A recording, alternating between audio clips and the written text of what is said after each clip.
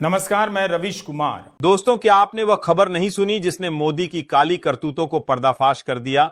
इसमें आपको पता चलेगा मोदी कितने मतलबी और खुदगर्ज नेता है, और जो अपना काम निकालने के बाद दूसरों को कूड़े की तरह कूड़ेदान में फेंक देते हैं। मोदी की दो सबसे करीबी महिला सांसद स्मृति ईरानी और कंगना दोनों ने मोदी की बुरी फजीहत कर दी। दोस्तों, यह सुनकर आपकी आंखें लाल हो गई होगी, आपके दिल में भी गुस्सा आ गया होगा है ना। तो चलिए इस पूरे घटना को ऐसे अंदाज में देखते हैं जिससे आप शुरू से लेकर अंत तक बने रहेंगे। और हां, एक छोटी सी रिक्वेस्ट है दोस्तों, हमारे इस नए चैनल को सब्सक्राइब और लाइक जरूर करना। दोस्तों, मात्र 1 सेकंड लगेगा, सब्सक्राइब कर दीजिए और बेल आइकन भी दबा दीजिए। दोस्तों, स्मृति ईरानी को जिस तरह से चुनाव हारने के बाद ठीक वैसे ही पार्टी से फेंक दिया गया जैसे बिस्कुट खाने के बाद खाली पैकेट को फेंक दिया जाता है।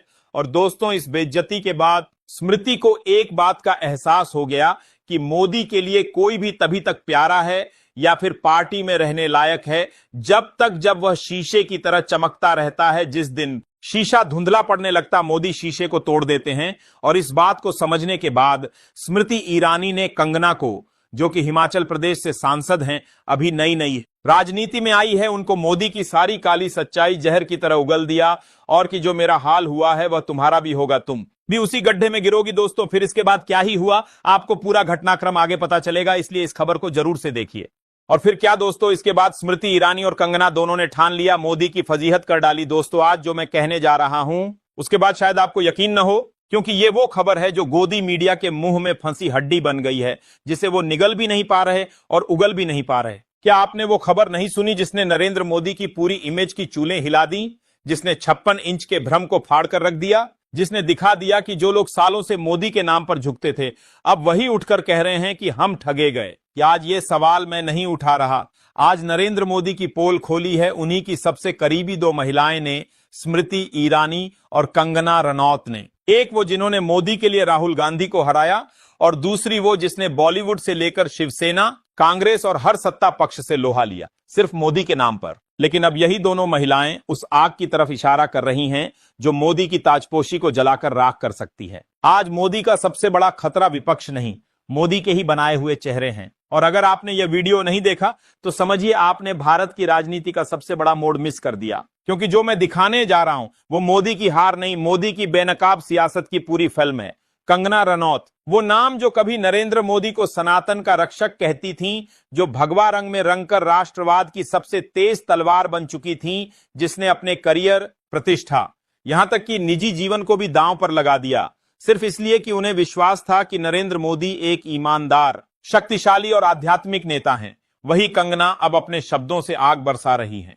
और फिर क्या दोस्तों, इसके बाद स्मृति ईरानी और कंगना दोनों ने ठान लिया, मोदी की फजीहत कर डाली। दोस्तों, आज जो मैं कहने जा रहा हूं उसके बाद शायद आपको यकीन न हो, क्योंकि ये वो खबर है जो गोदी मीडिया के मुंह में फंसी हड्डी बन गई है, जिसे वो निगल भी नहीं पा रहे और उगल भी नहीं पा रहे। क्या आपने वो खबर नहीं सुनी जिसने नरेंद्र मोदी की पूरी इमेज की चूलें हिला दी, जिसने 56 इंच के भ्रम को फाड़ कर रख दिया, जिसने दिखा दिया कि जो लोग सालों से मोदी के नाम पर झुकते थे अब वही उठकर कह रहे हैं कि हम ठगे गए। कि आज ये सवाल मैं नहीं उठा रहा, आज नरेंद्र मोदी की पोल खोली है उन्हीं की सबसे करीबी 2 महिलाएं ने, स्मृति ईरानी और कंगना रनौत ने। एक वो जिन्होंने मोदी के लिए राहुल गांधी को हराया, और दूसरी वो जिसने बॉलीवुड से लेकर शिवसेना, कांग्रेस और हर सत्ता पक्ष से लोहा लिया सिर्फ मोदी के नाम पर। लेकिन अब यही दोनों महिलाएं उस आग की तरफ इशारा कर रही हैं जो मोदी की ताजपोशी को जलाकर राख कर सकती है। आज मोदी का सबसे बड़ा खतरा विपक्ष नहीं, मोदी के ही बनाए हुए चेहरे हैं। और अगर आपने यह वीडियो नहीं देखा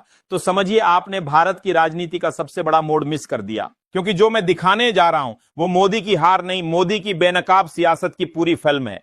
कंगना रनौत, वो नाम जो कभी नरेंद्र मोदी को सनातन का रक्षक कहती थीं, जो भगवा रंग में रंगकर राष्ट्रवाद की सबसे तेज तलवार बन चुकी थीं, जिसने अपने करियर, प्रतिष्ठा, यहां तक कि निजी जीवन को भी दांव पर लगा दिया, सिर्फ इसलिए कि उन्हें विश्वास था कि नरेंद्र मोदी एक ईमानदार, शक्तिशाली और आध्यात्मिक नेता हैं। वही कंगना अब अपने शब्दों से आग बरसा रही हैं। सत्ता अब मोदी के इर्द गिर्द घूमती नहीं, अब सत्ता मोदी से सवाल कर रही है। और ये सवाल कोई विपक्ष नहीं, कोई गोदी मीडिया नहीं पूछ रही, ये सवाल उनकी अपनी बनाई हुई नारी शक्ति पूछ रही है। अब नरेंद्र मोदी अकेले हैं, उनके चारों तरफ अब न तालियां हैं, न ढोल, न नारे। अब उनके चारों ओर सन्नाटा है और वो आवाज जो कभी जयकारा हुआ करती थी अब न्याय की मांग बन चुकी है। कंगना और स्मृति मोदी के लिए आईना नहीं, सजा बन चुकी हैं। यह कोई व्यक्तिगत आघात नहीं है, यह उस सत्तालोलुपता की सजा है जो अपने सबसे वफादार सैनिकों को भी इस्तेमाल कर फेंक देती है। मोदी अब विपक्ष से नहीं डरते, उन्हें डर अब अपने अतीत से है, क्योंकि उनका अतीत अब वीडियो में बोल रहा है, भाषणों में गरज रहा है और सोशल मीडिया पर उनके ही खिलाफ जनमत बन रहा है। भारत का प्रधानमंत्री अब एक राजा नहीं, एक गिरता हुआ महल बन चुका है, जहां दीवारें अंदर से ही दरक रही हैं और पत्थर फेंकने वाले अब बाहर से नहीं भीतर से उठे हैं। अगर इस वीडियो को आपने यहां तक देखा है तो एक बात याद रखिए, जब प्रचार खुद पोल खोल दे तो समझ लीजिए इतिहास करवट लेने ही वाला है। अब सवाल यह है कि मोदी को लेकर ये जो सियासी खामोशी बन गई है, ये चुप्पी आखिर क्यों टूटी? क्यों अब वो चेहरे बोलने लगे हैं जो कल तक सिर्फ तारीफ करते थे? दरअसल बीजेपी के अंदर जो अंदरूनी भूकंप है वो अब सतह पर दिखने लगा है। मोदी के इर्द गिर्द जो दरबारी थे, अब उनके मुंह से आवाज नहीं, विद्रोह की ध्वनि निकल रही है। कंगना और स्मृति कोई अपवाद नहीं, ये तो उस बर्फ के पहले टुकड़े हैं जो किसी हिमालयी राजनीतिक भूस्खलन से पहले खिसकते हैं। कंगना कहती हैं, मैंने मोदी के लिए सब कुछ खोया, अब मैं खुद को वापस पाना चाहती हूं। और जब कोई व्यक्ति खुद को वापस पाना चाहता है तो सबसे पहले वो अपने झूठे भगवान से विदा लेता है। अब मोदी के लिए समस्या ये नहीं कि कंगना ने कुछ बोल दिया या स्मृति चुप रह गई, असल समस्या ये है कि अब जनता उन चेहरों को सुन रही है जिनके नाम पर ही मोदी अपनी राजनीति की दीवार खड़ी करते थे। बीजेपी का वो वोटर जो टीवी डिबेट्स में कंगना को देखकर ताली बजाता था, जो अमेठी में स्मृति को जिताकर खुद को विजेता समझता था, अब खुद से सवाल पूछ रहा है, क्या हमसे झूठ बोला गया? क्या मोदी सचमुच वो नेता हैं जो सिर्फ अपने फायदे के लिए रिश्ते बनाते और तोड़ते हैं? इस पूरी पटकथा में सबसे खास बात है मोदी की खामोशी।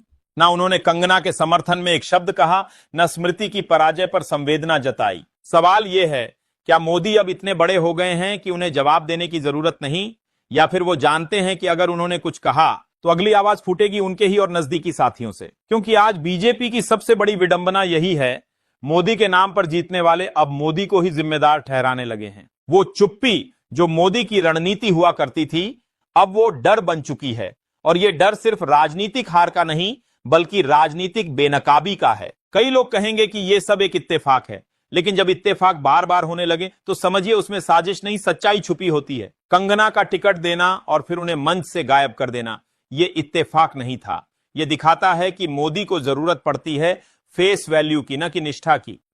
और यही हाल स्मृति ईरानी का भी है। अमेठी में जीत दिलवाई, लेकिन जब हार हुई तो अकेली छोड़ दी गई, ना कोई भाव ना कोई नेतृत्व। ऐसा लगता है जैसे मोदी सिर्फ सफलताओं के मालिक हैं, लेकिन असफलताओं में उनका कोई हिस्सा नहीं। अब राजनीति बदल रही है, लोग अब सवाल पूछ रहे हैं और मोदी के पास कोई जवाब नहीं है, क्योंकि उनके खुद के लोग अब उनकी भूमिका पर सवाल उठा रहे हैं। और अगर आपने गौर किया हो तो मोदी अब पहले जैसे नहीं बोलते, वो भीड़ से आंख नहीं मिलाते। उनके भाषण अब सिर्फ पुराने वीडियो क्लिप्स की तरह लगते हैं, जहां शब्द हैं लेकिन आत्मा नहीं। कंगना और स्मृति के बाद कौन अगला चेहरा होगा जो मोदी से मोहभंग की घोषणा करेगा, यह कहना मुश्किल है। लेकिन इतना तय है कि एक बार जो रथ टूटा वो दोबारा नहीं दौड़ता। इस पूरे घटनाक्रम में सबसे ज्यादा हिम्मत दिखाई है महिलाओं ने। जिस पार्टी ने नारी शक्ति का नारा दिया, आज उसी नारी शक्ति से डरी हुई है। कंगना और स्मृति की आवाज को कुचलने की हर कोशिश की जा रही है, लेकिन आवाज जब भीतर से आती है तो उसे दबाना नामुमकिन हो जाता है। आज मोदी को रोकने के लिए विपक्ष की जरूरत नहीं, अब उनकी अपनी बनाई गई दीवारें ही उनके रास्ते में खड़ी हैं। तो ये थी उस सियासी भूकंप की दूसरी कड़ी, जिसमें अब दरारें साफ दिखने लगी हैं। अगले हिस्से में हम बात करेंगे कि कैसे ये विद्रोह बीजेपी की आने वाली राजनीति को हिला सकता है, और क्या ये सिर्फ शुरुआत है एक बड़े अंत की।